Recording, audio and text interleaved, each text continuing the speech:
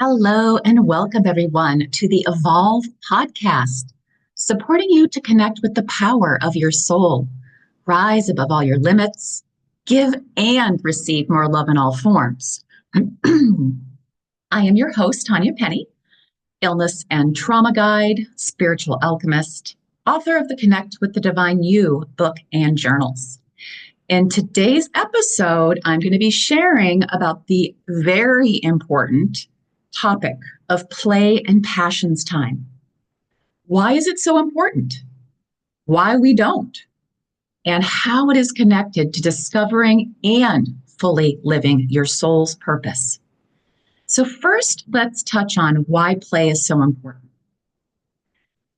Simply, the first reason is when we play, we feel joy. Joy raises your vibration. Joy also heals your body. It is a very important piece for the body to heal is to experience an adequate amount of joy. So that alone would make it important, but there are two other very important reasons. One is when you play, it opens your creative flow. You get more guidance from your soul, right? So creativity increases when we play. It also opens us up to abundance. And when I say abundance or love, I mean all forms. So if you'd like more money, you're going to want to play more. If you want more love in relationships, playing more is going to help you to receive that. And we're going to talk about it a little bit later in the episode, but it also is important to discovering and fully living your soul's purpose. I will share about that more in a few moments. So next, I feel like it's important to go to why don't we play? Or why don't we play enough? I know some of you listening are like, I do play.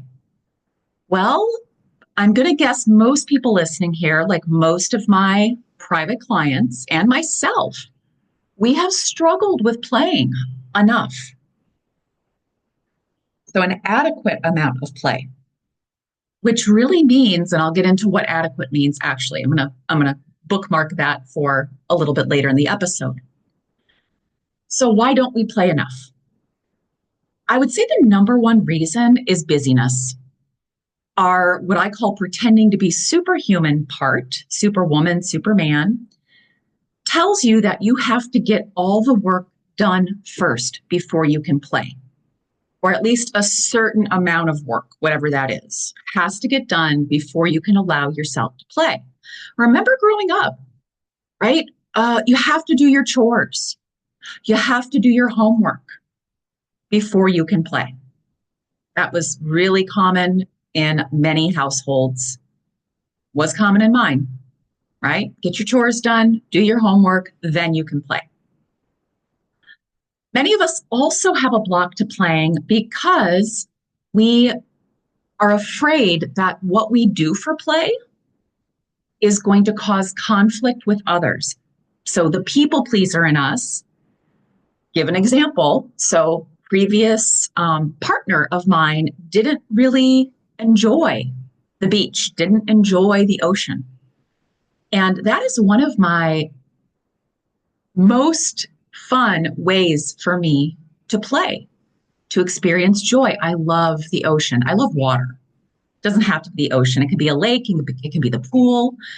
And my previous partner wasn't into that. And so I didn't do it as much as I knew my soul wanted me to, my inner child needed.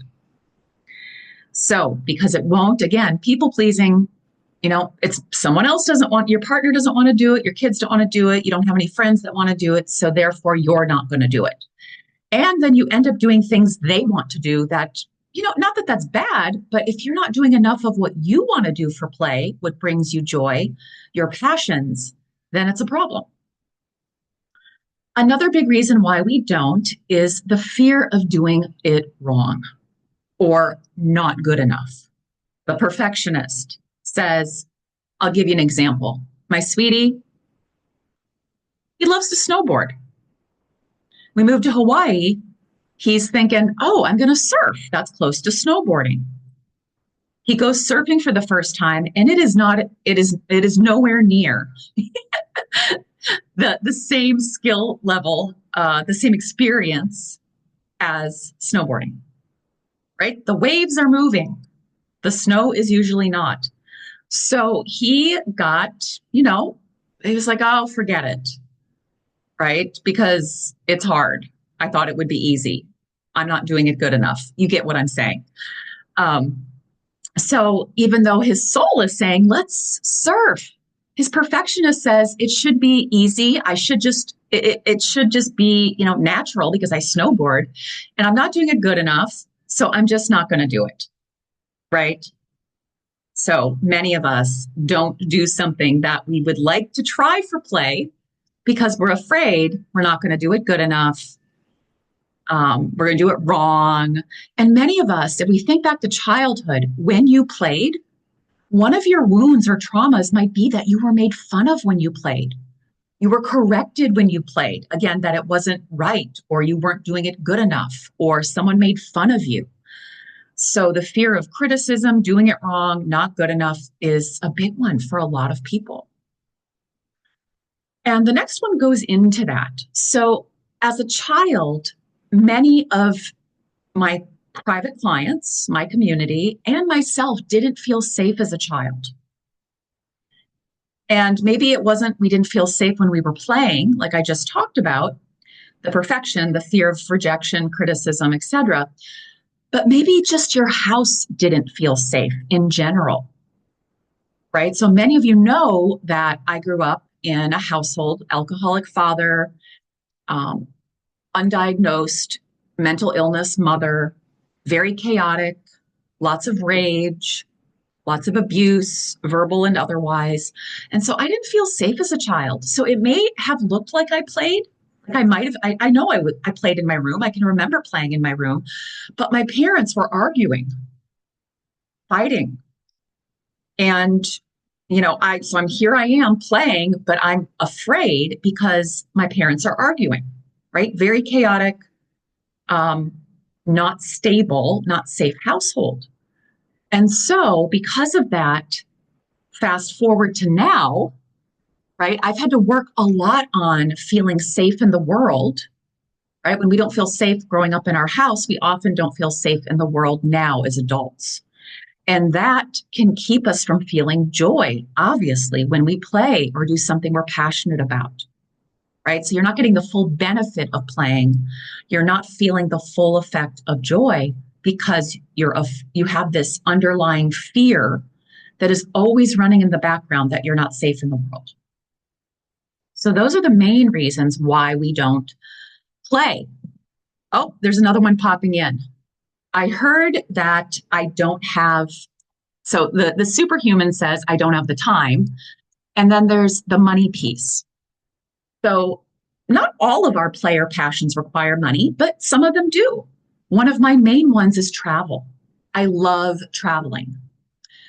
So growing up, my family didn't spend money on traveling. That wasn't one of my parents' play or passion. And so a part of me has said it's not okay to spend money on travel. Or when I do, I will often feel guilty. And of course, when we feel guilty or ashamed of something, it also saps our joy. So I would get back from vacation and I'd have this heavy emotion of guilt. And so it would take away all the joy that I felt on vacation, right? When I got back is when it usually hit the biggest, at least. So I've had to work a lot on shifting that belief, right? That it's not okay. It's not right to spend money on travel. And of course, many of us also have self-worth issues, which again, if we don't feel we're worthy or deserving or good enough, then we're not going to want to spend money on ourselves either, on our play and passions. So those are the main blocks. So let's next go into the soul purpose piece. So experiencing joy is part of every soul's purpose on the planet in this lifetime. May not have been in previous lifetimes, but this lifetime, absolutely, our soul, your soul came here to experience more joy, more love as well. But right now we're talking about play, joy. So play is one of the ways that we experience or feel joy if we feel safe in the world, like I said before. So that's why it's so important that we focus on joy in this lifetime and play, because play equals joy. Also, the second way it affects our soul's purpose or is connected to our soul's purpose is many of us are meant to weave in our passions, what we do for play. Some of you like the word hobbies, because we are meant to weave it into what we do for work or career. And even though our soul's purpose is much larger than our work or our career, career work is part of the soul's purpose, what you came here to do, how you came to share your gifts. And so many of us are meant to share our passions, what brings us joy in our work/career setting.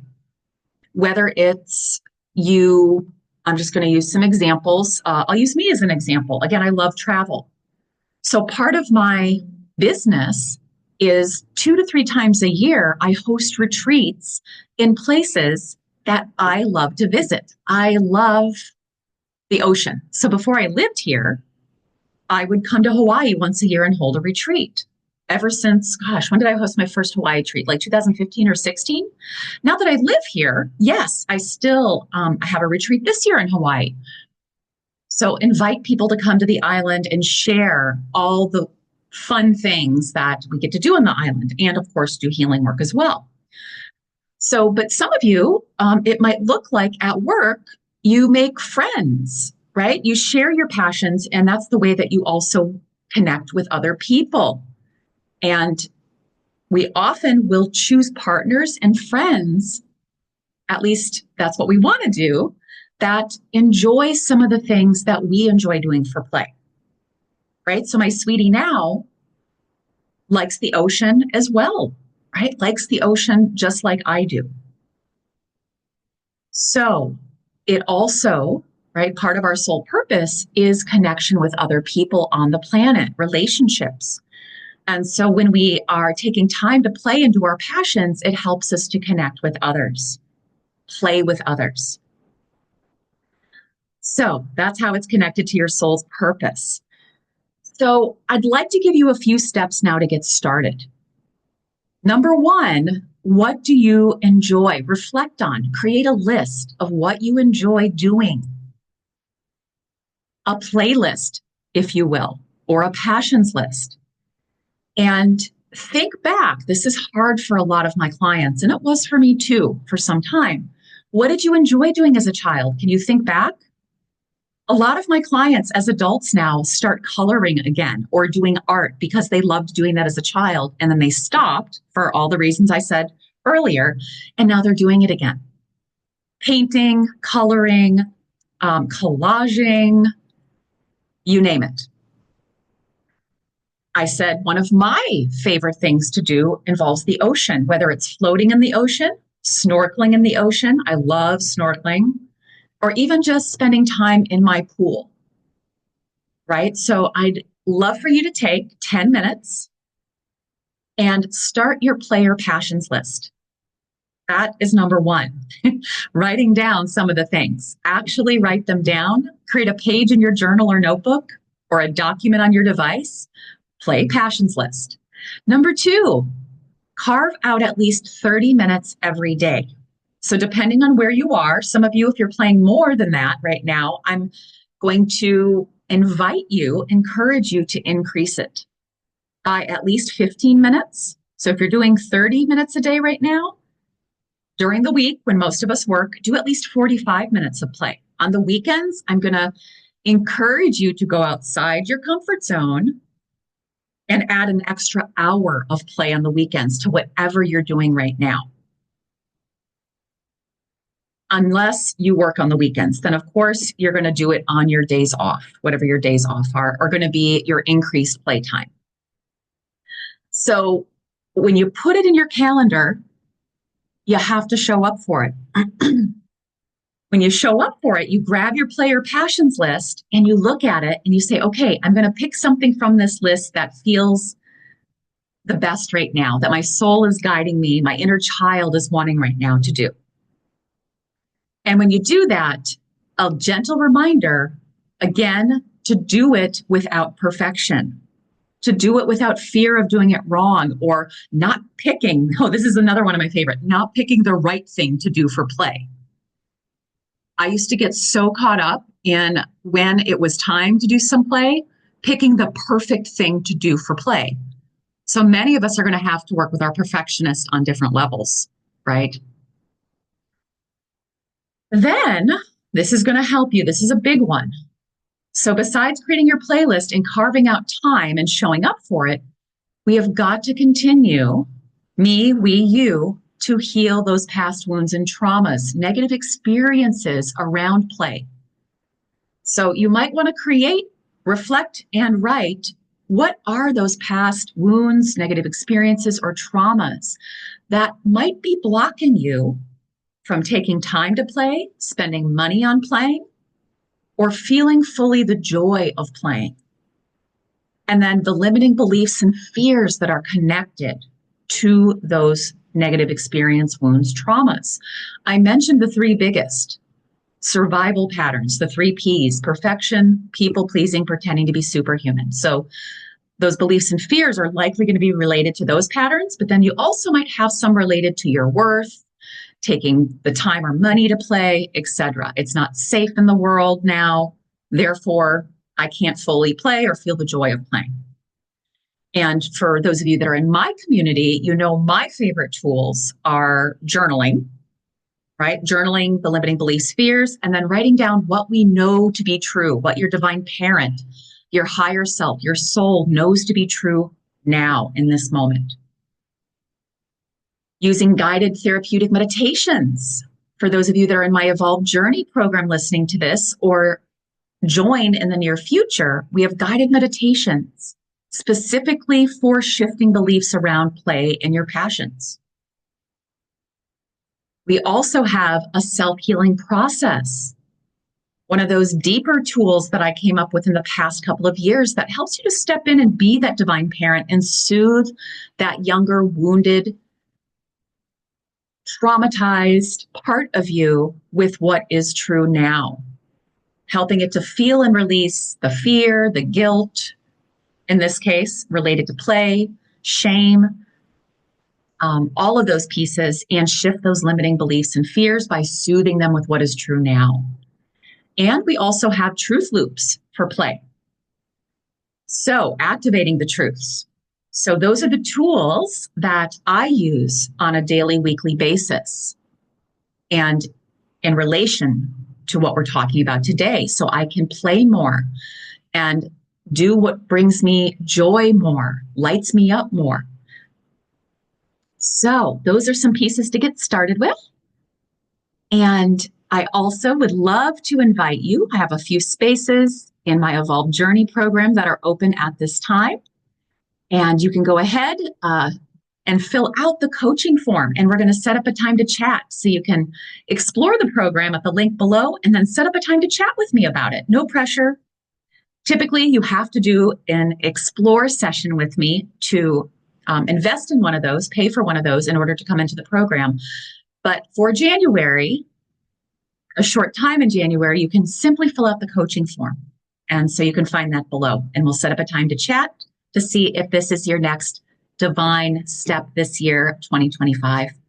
Or if you're listening to this in the future, whatever year it is still, it still pertains, right? It still pertains.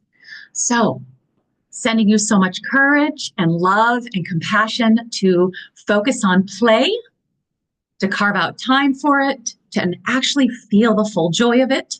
Thank you for joining me for the Evolve podcast. And feel free to share this episode with others in your life that you know would benefit. Almost everyone on the planet needs to play more right now, so that you and they can connect with the power of your soul, rise above all your limits, give and receive more love in all forms. Namaste. Hope to see and support you soon.